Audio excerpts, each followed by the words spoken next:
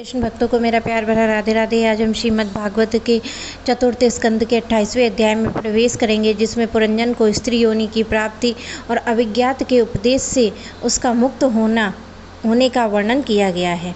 श्री नारद जी कहते हैं, राजन, फिर भय नामक यमनराज के आज्ञाकारी सैनिक प्रज्वार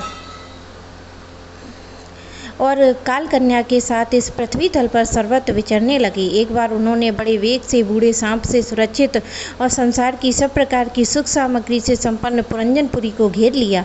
तब जिसके चुंगल में फंसकर पुरुष शीघ्र ही निरसार हो जाता है, वह काल कन्या बलात् उस पुरी की प्रजा को भोगने लगी। उस समय वे यवन भी काल कन्या के द्वारा भोगी जाती हुई उस पुरी में चारों ओर भिन्न भिन्न द्वारों में घुसकर उसका विध्वंस करने लगे। पुरी के इस प्रकार पीड़ित किए जाने पर उसके स्वामित्व का अभिमान रखने वाले ममताग्रस्त बहुकुटुंबी राजा पुरंजन को भी नाना प्रकार के क्लेश सताने लगे। काल कन्या के आलिंगन करने से उसकी सारी श्री नष्ट हो गई थी। अत्यंत विषाक्त होने के कारण वह बहुत दीन हो गया था। उसकी विवेक शक्ति नष्ट हो गई। गंधर्व और यवनों ने बलात् उसका सारा ऐश्वर्य लूट लिया। उसने देखा कि सारा नगर नष्ट भ्रष्ट हो गया है। पुत्र पौत्र भ्रत आत्म वर्ग प्रतिकूल होकर अनादर करने लगे हैं। स्त्री स्नेह शून्य हो गई है। मेरी देह को काल कन्या ने वश में कर रखा है और पांचाल देश शत्रुओं के हाथ में पड़कर भ्रष्ट हो गया है। यह सब देखकर राजा पुरंजन अपार चिंता में डूब गया और उससे उस विपत्ति से छुटकारा पाने का कोई उपाय न दिखाई दिया। काल कन्या ने जिन्हें निरासार कर दिया था, उन्हीं भोगों की लालसा से वह दीन था। अपनी पारलौकिक गति और बंधुजनों के स्नेह से वंचित रहकर उसका चित्त केवल स्त्री और पुत्र के लालन पालन में ही लगा हुआ था। ऐसी अवस्था में उनसे बिछुड़ने की इच्छा होने पर भी उसे पुरी को छोड़ने के लिए बाध्य होना पड़ा, क्योंकि उसे गंधर्व यवनों ने घेर रखा था तथा काल कन्या ने कुचल दिया था। इतने में ही यमनराज भय के बड़े भाई प्रज्वार ने अपने भाई का प्रिय करने के लिए उस सारी पुरी में आग लगा दी। जब वह नगरी जलने लगी, तब पूर्ववासी सेवक वृंद, सनातन वर्ग, कुटुंब की स्वामिनी के सहित कुटुंब वत्सल पुरंजन को बड़ा दुख हुआ।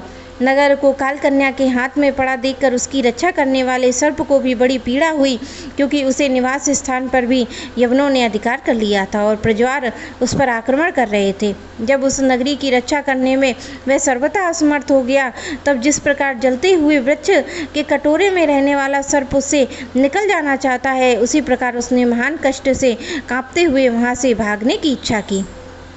उसके अंग प्रत्यंग ढीले पड़ गए तथा गंधर्वों ने उसकी सारी शक्ति नष्ट कर दी थी।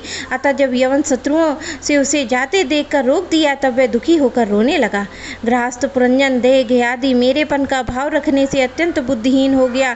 स्त्री के प्रेम पास में फंसकर वह बहुत दीन सा हो गया और अब जब इनसे बिछुड़ने का समय उपस्थित हुआ, तब वह अपनी पुत्री, पुत्र वधु, दामाद, नौकर, घर खजाना तथा अन्य जिन पदार्थों में उसकी ममता शेष थी, उनका भोग करते हुए कभी का छूट गया था, उन सबके लिए इस प्रकार चिंता करने लगा।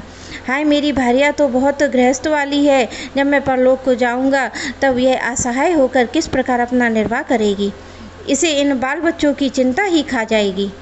यह मेरे भोजन के बिना भोजन नहीं करती है, स्नान के बिना स्नान नहीं करती है, सदा मेरी सेवा में तत्पर रहती है। मैं कभी रूठ जाता हूँ तो भयभीत हो जाती है और झड़कने लगता हूँ तो डर के मारे चुप हो जाती है। मुझसे कोई भूल हो जाती है तो मुझे सचेत कर देती है। मुझ में इतना अधिक स्नेह, यदि मैं कभी परदेश चला जाता हूँ तो वीर्यावस्था से सूखकर कांटा हो जाती है।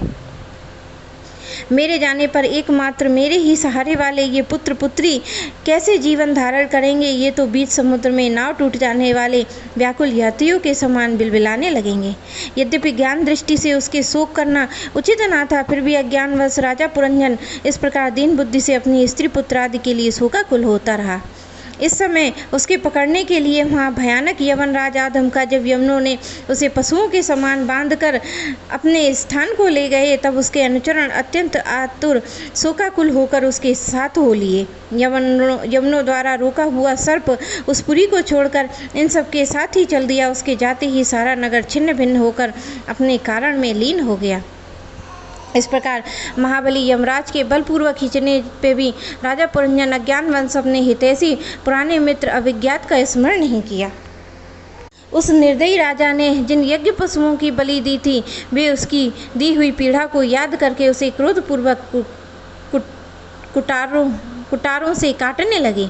वह वर्षों तक विवेकहीन अवस्था में अपार अंधकार में पड़ा निरंतर कष्ट भोगता रहा। स्त्री की आसक्ति उसकी यह दुर्गति हो गई थी। उस अंत में समय में पुरंजन को उसी की चिंतन बना हुआ था, इसलिए दूसरे जन्म में वह नरपश्रेष्ठ विदर्भराज की सुंदरी कन्या होकर उत्पन्न हुआ। जब यह विदर्भ नंदिनी विवाह योग्य हुई, तब विदर्भराज ने घोषित कर दिया कि सर्वश्रेष्ठ पराक्रमी वीर ही इसे ब्याह सकेगा। तब शत्रुओं के नगरों में जीतने वाले पांडे नरेश महाराजा मलध्वज ने समर भूमि में समस्त राजाओं को जीतकर उसके साथ विवाह किया। उससे महाराज मलध्वज ने एक श्याम लोचना कन्या और उसके 7 पुत्र उत्पन्न किए। आगे चलकर द्रविड़ देश के 7 राजा हुए। राजन फिर उनसे प्रत्येक पुत्र बहुत से पुत्र उत्पन्न किए, जिनके द्वारा वंशधर इस पृथ्वी को मनवंतर के अंत तक उसके बाद भी भोगेंगे। राजा मलध्वज की पहली पुत्री बड़ी व्रतशीला थी। उसके साथ अगस्त्य ऋषि का विवाह हुआ। उसने अनेक दृढ़च्युत नाम का पुत्र हुआ और दृढ़च्युत ने इदमवाह से विवाह किया। अंत में राजऋषि मलध्वज पृथ्वी को पुत्रों में बांटकर भगवान श्री कृष्ण की आराधना करने की इच्छा से मलय पर्वत पर चले गए। उस समय चंद्रिका जिस चंद्रदेव का अनुसरण करती है, उसी प्रकार मतलोचना वैदर्भी अपने घर पुत्र समस्त भोगों को तिलांजलि दे पांडु नरेश का अनुगमन किया। महाचंद्रवसा, ताम्रपणी और वेटोद नाम की 3 नदियाँ थीं। उनके पवित्र जल में स्नान करके वे प्रतिदिन अपने शरीर और अंतकरणों को निर्मल करते थे। वहाँ रहकर उन्होंने कंद, बीज, फल, फूल, पुष्प, पत्ते, तृण, जल से निर्वाह करते हुए बड़ा कठोर तप किया।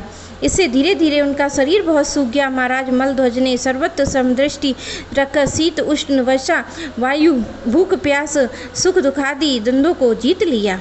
तप और उपासना के वासनाओं से निर्मूल यम नियमादि के द्वारा इंद्रिय, प्राण, मन को वश में कर आत्मा में ब्रह्म भाव करने लगे।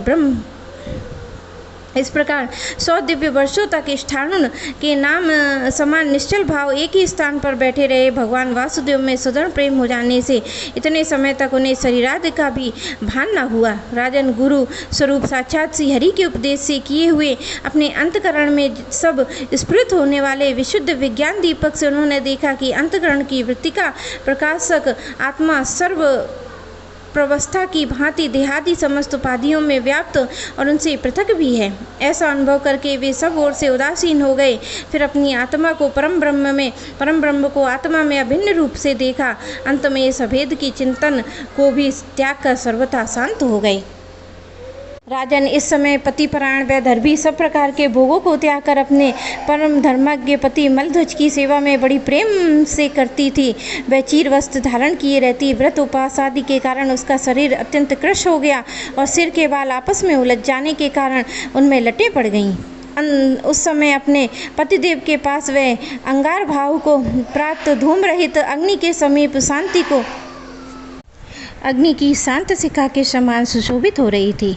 उसके पति पर लोकवासी हो चुके थे, परंतु पूर्वत स्थिर आसन से विराजमान थे। इस रहस्य को न जानने के कारण उसके पास जाकर उसकी पूर्वत सेवा करने लगी।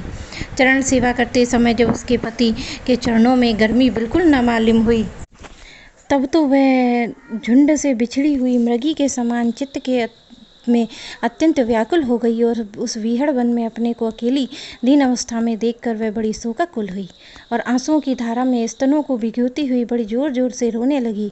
वह बोली, राजेश उठिए उठिए, समुद्र से घिरी हुई इस वसुंधरा लुटेरों और अधार्मिक राजाओं से भयभीत हो रही है, आप इसकी रक्षा कीजिए। पति के साथ वन में गई हुई वह अबला इस प्रकार विलाप करती पति के चरणों में गिर गई और रो रो के आंसू बहाने लगी। लकड़ियों की चिता बनाकर उसने उस पर पति का शव रखा और अग्नि लगाकर विलाप करते हुए वह स्वयं सती होने का निश्चय किया। राजन, इसी समय उसका कोई पुराना मित्र एक आत्मज्ञानी ब्राह्मण वहां आया और उसने उस रोती हुई अबला को मधुर वाणी में समझाते हुए कहा। ब्राह्मण ने कहा, तू कौन है? किसकी पुत्री है जिसके लिए तू शोक कर रही है? वह सोया हुआ पुरुष कौन है?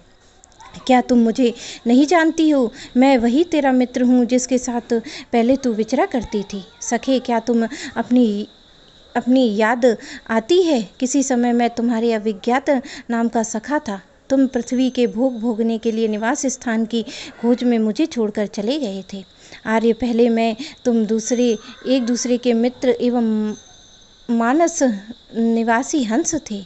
हम दोनों सहस्त्रों वर्षों तक बिना किसी निवास स्थान के ही रहे, किंतु मित्र तुम विषय भोग की इच्छा से मुझे छोड़कर यहाँ पृथ्वी पे चले आए। यहाँ घूमते घूमते तुम एक स्त्री का रचा हुआ स्थान देखा। उसमें 5 बगीचे, 9 दरवाजे, 1 द्वारपाल, 3 परकोटे, 6 वैश्यकुल और 5 दरवाजे थे। वह 5 उपादान कारणों से बना हुआ और उसकी स्वामिनी एक स्त्री थी। महाराज, इंद्रियों के 5 विषय में उसके बगीचे थे। यह ऐसा एक नगर था जिसमें प्रवेश करने पर पुरुष ज्ञान शून्य हो जाता है और अपने स्वरूप को भूल जाता है। भाई, उस नगर में उसकी स्वामिनी के फंदे में पड़कर उसके साथ विहार करते करते तुम भी अपने स्वरूप को भूल गए और उसी के संग से तुम्हारी ये दुर्दशा हुई है। देखो, तुम ना तो विदर्भ राज की पुत्री हो, ना ये वीर मलध्वज तुम्हारा पति है जिसके तुम्हें 9 द्वार के नगर बंद किया था। उस पुरंजनी के पति भी तुम नहीं हो। तुम पहले जन्म में अपने को पुरुष समझते थे, अब सती स्त्री मानते हो। वह सब मेरे ही फैलाई हुई माया है। वास्तव में तुम ना पुरुष हो ना स्त्री, हम दोनों तो हंस हैं। हमारा जो वास्तविक स्वरूप है उसका अनुभव करो। मित्र, जो मैं ईश्वर हूँ वही तुम जीव हो।